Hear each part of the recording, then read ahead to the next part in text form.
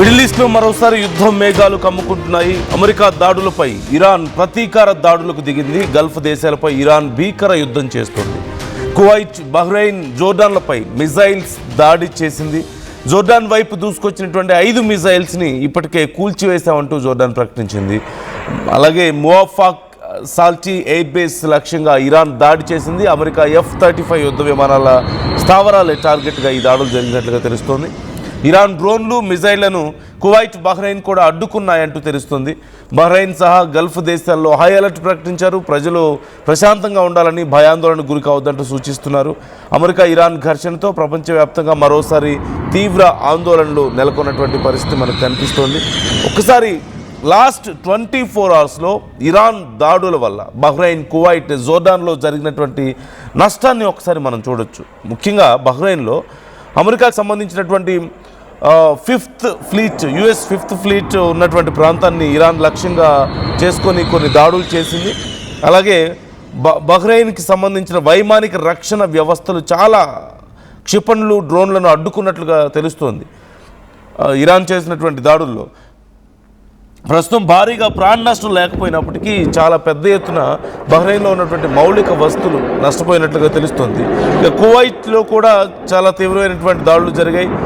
Kuwait వైమానిక రక్షణ వ్యవస్థలు దీనికి సంబంధించి మేము కౌంటర్ ఆపరేషన్ కూడా మొదలుపెట్టామంటూ చెప్తున్నారు. ఇప్పటికే కొన్ని ప్రాంతాల్లో హై అలర్ట్ ప్రకటించారు. ఇప్పటి వరకు ఎవరూ ప్రాణాలు కోల్పోలేదు, కానీ భారీగా ఆస్తి నష్టం సంభవించిందంటూ ఇటు కువైట్లో కూడా ఒక ప్రకటన జారీ అయింది. మరోవైపు జోర్డాన్, అమెరికాలో ఉన్నట్టు అమెరికా స్థావరాలను లక్ష్యంగా చేసుకొని ముఖ్యంగా అమెరికాకు సంబంధించినటువంటి F-35 యుద్ధ విమానాలే లక్ష్యంగా ఇరాన్ దాడులు చేస్తే జోర్డాన్ వాటిని పూర్తి స్థాయిలో తిప్పి కొట్టగలిగినట్లుగా తెలుస్తోంది. ఇక పెద్ద ఎత్తున మరిన్ని దాడులు ఈరోజు జరగబోయే అవకాశం కనిపిస్తుంది. ఈరోజు ఈవినింగ్ ఆర్ నైట్ టైం కల్లా అమెరికా మరింత తీవ్రమైనటువంటి దాడులను ఇరాన్ మీద చేయాలని ప్లాన్ చేసుకుంటుంది. ఈ నేపథ్యంలోనే కేష్మ్ ఐలాండ్ మీద మరిన్ని దాడులు జరిగే అవకాశాలు కనిపిస్తున్నాయి.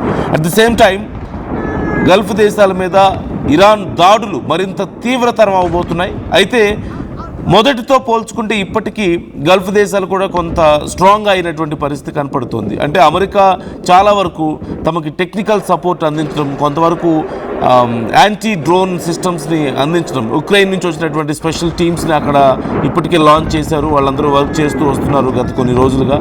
And as we all discussed before, ఈ విషయాన్ని కూడా మనం మాట్లాడుకున్నాం. శాంతి ఒప్పందాల పేరుతో అమెరికా కొంత కాలయాపన చేస్తుంది. అంటే టైంని డిలే చేసి ఈలోగా ఇరాన్ మీద పూర్తి స్థాయిలో దాడులకు ప్లాన్ చేసుకుంటుంది. మరోవైపు ప్రపంచానికి ఇరాన్ మాట వినడం లేదని, దానివల్ల మేము దాడులు చేయాలని చెప్పి ప్లాన్ చేసుకుంటామని చెప్పుకోవడానికి వాళ్ళకి టైం దొరుకుతుంది. At the same time America మీద కాకుండా గల్ఫ్ దేశాల మీద ఇప్పుడు ఇరాన్ వరుస దాడులు చేస్తున్న నేపథ్యంలో ఇక్కడ వ్యవస్థల్ని బలోపేతం చేసుకోవడానికి ఈ టైంని US చాలా తెలివిగా ఉపయోగించుకుంది. ఉక్రెయిన్ నుంచి యాంటీ డ్రోన్ సిస్టమ్స్ని తెప్పించింది.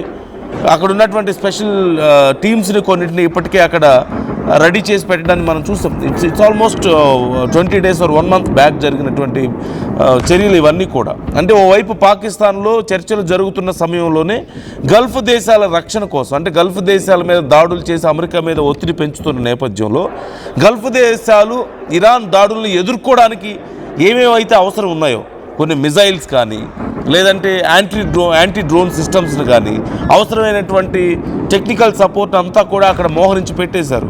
కువైట్, బహ్రెయిన్, అలాగే జోర్డాన్, ఇలా అన్ని ప్రాంతాల్లోనూ వాళ్ళ స్థావరాలని మరింత సేఫ్ జోన్లోకి తీసుకొచ్చుకుంది. అమెరికా మరింత స్ట్రెంగ్తన్ చేసుకుంది, వాళ్ళ సెక్యూరిటీని పెంచుకోగలిగింది, మరింత పెద్ద ఎత్తున వాళ్ళ సైన్యాన్ని అక్కడ ఇంపోర్ట్ చేసుకోగలిగింది. సో ఓవరాల్గా Trump is playing a very smart game, mind game ఆడుతున్నాడు ఇక్కడ. అండ్ ఇరాన్ కూడా కొంతవరకు ఆడడానికి ప్రయత్నించినప్పటికీ కూడా పూర్తి స్థాయిలో ఆర్థిక స్తోమత, ఆర్థిక బలం, అలాగే రక్షణ బలం లేకపోవడం వల్ల దాన్ని మ్యాచ్ చేయలేకపోతుందనే చెప్పాలి. అమెరికాతో ఆ గేమ్లో మ్యాచ్ చేయలేకపోతుందనే చెప్పాలి. మోరోఫ్ అన్ని దేశాల సపోర్ట్, అంత పెద్ద ఆర్థిక బలం అండ్ ఆయుధ బలం ఉంది. ఈ నేపథ్యంలో ఇప్పుడు అమెరికా కూడా పెద్ద ఎత్తున డ్రోన్స్ని కూడా తయారు చేసుకున్నటువంటి పరిస్థితి కనపడుతుంది. వెరీ సూన్ మిలియన్ డ్రోన్స్ని అమెరికా తమ సైన్యంలోకి తీసుకురావాలని ప్లాన్ చేస్తున్నట్లుగా మనం చూస్తూనే ఉన్నాం. సో ఓవరాల్గా సిచ్యువేషన్స్ మరింత దారుణంగా తయారవుతున్నాయి. ఈరోజు డే టైంలోనే పెద్ద ఎత్తున గల్ఫ్ దేశాల మీద దాడులు జరగడానికి అవకాశం ఉన్నాయని హెచ్చరికలు జారీ అయిన నేపథ్యంలో చాలా ప్రాంతాల్లో అలర్ట్స్ ప్రకటించారు. ముఖ్యంగా చాలా దగ్గరగా ఉన్నటువంటి ప్రాంతాలు, ఇరాన్కి ఎడ్జ్లో ఉన్నటువంటి ప్రాంతాల్లో మాత్రం పూర్తిగా షట్డౌన్ ప్రకటించే అవకాశాలు కనిపిస్తూ ఉన్నాయి. ఇవాళ రేపు ఈ 2 రోజుల పాటు పూర్తి స్థాయిలో యుద్ధ మేఘాలు మరింత తీవ్రతరం అవబోతున్నాయి. ఈ 2 రోజుల పాటు తమను తాము కాపాడుకోవడంలో గల్ఫ్ దేశాలు కూడా నిమగ్నమయ్యే పరిస్థితి కనపడుతుంది.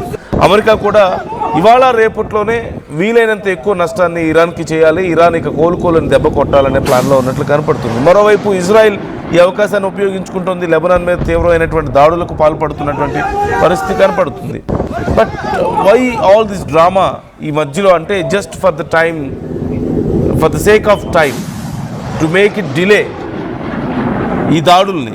సో దానివల్ల 2 రకాలు, ఇంతకుముందు మనం చెప్పుకున్నట్లుగా ప్రపంచానికి చెప్పుకోవడానికి కొంత అవకాశం దొరుకుతుంది, మేము ప్రయత్నించాం పీస్ కోసం, ఇరాన్ వినలేదని. అట్ ది సేమ్ టైం దాడులు మేము ప్రపంచాన్ని కాపాడడం కోసమే దాడులు చేస్తున్నాం అంటూ కూడా చెప్తుంది. ఈ నేపథ్యంలో మరిన్ని దాడులు జరగవచ్చు అంటూ ఇప్పటికే గల్ఫ్ దేశాలు కూడా కొంతవరకు రెడీ అవుతున్నటువంటి పరిస్థితి కనపడుతుంది. Even US is saying we are going to hit them hard అని చెప్తున్న పరిస్థితి మనం చూస్తూనే ఉన్నాం. సో ఓవరాల్గా ఈరోజు రేపట్లో చాలా తీవ్రమైనటువంటి యుద్ధాన్ని మనం చూడబోతున్నాం. It's almost like they are reaching the end point అన్నట్లు కనపడుతుంది. అమెరికా ఈ యుద్ధాన్ని ఇక ముగించాలన్న ఆలోచనకు వచ్చింది అండ్ ప్రపంచ దేశాలకు చెప్పుకోవడానికి తమకు సమాధానం దొరికింది. సో ఇప్పుడు పూర్తి స్థాయిలో ఐలాండ్స్ని, ఇరాన్కి సంబంధించినటువంటి కీలకమైనటువంటి ఐలాండ్స్ని దెబ్బ కొట్టాలని ప్లాన్ చేస్తుంది. వాళ్ళకున్నటువంటి ఆయిల్ స్టోర్స్ని, రిఫైనరీస్ని కూడా దాడి చేసే అవకాశాలు కనిపిస్తున్నాయి. ఇప్పటికే చాలా వరకు కొన్ని ప్రాంతాల్లో ఉన్నటువంటి పవర్ ప్లాంట్స్ని ధ్వంసం చేసింది యుఎస్ అలాగే ఇజ్రాయెల్ బలగాలు.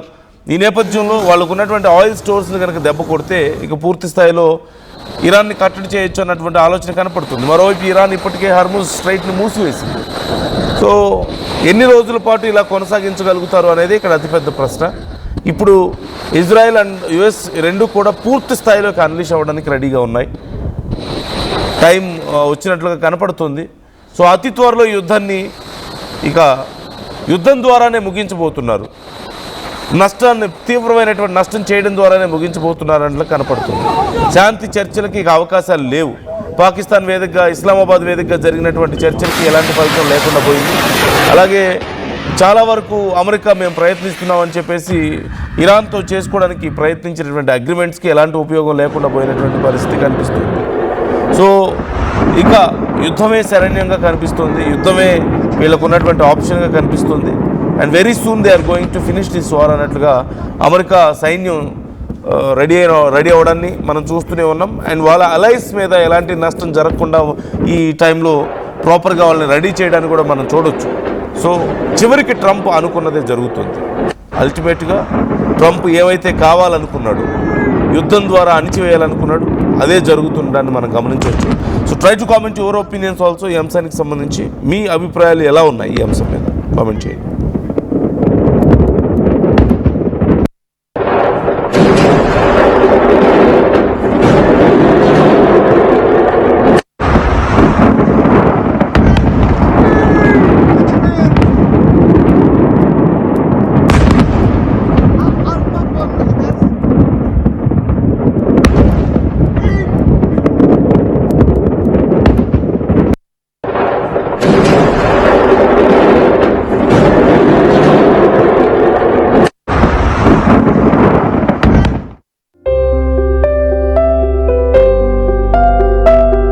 చిన్న చిన్న ఆనందాలు 35 ఏళ్లుగా నా జీవితంలో లేవు. 35 ఏళ్లుగా నేను డైపర్లలో బ్రతికాను. 6 సెంటీమీటర్ల ఫిస్టులా నా మూత్రాశయంలో లీకు కారణమైంది. ఎవరూ నాకు సహాయం చేయలేకపోయారు. AINUలో వైద్యులను కలిసే వరకు. అక్కడ వారు రోబోటిక్ శస్త్రచికిత్సతో నాకు పరిష్కారం ఇచ్చారు. వారు నా ఆత్మవిశ్వాసాన్ని కూడా తిరిగిచ్చారు. Precision Care makes it possible.